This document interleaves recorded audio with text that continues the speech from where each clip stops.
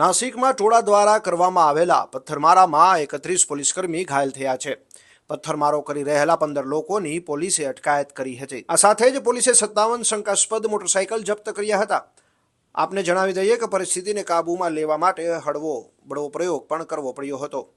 એક ટીમ ગેરકાયદે બાંધકામ દૂર કરવા આવી હતી, પરંતુ તે જ સમયે ભીડે વિરોધ શરૂ કરી દીધો હતો।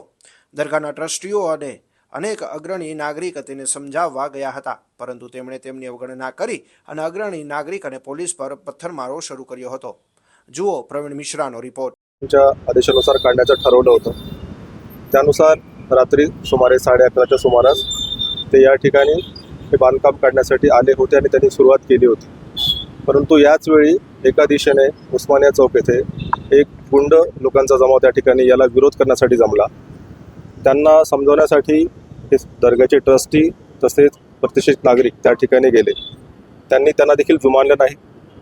पोलीस स्थानिक त्या ठिकाणी जे हजर होते, अधिकारी होते, वरिष्ठ अधिकारी होते, त्यांनी देखील त्यांना समजवण्याचा प्रयत्न केला, परंतु त्यांना देखील त्यांनी ऐकलं नाही।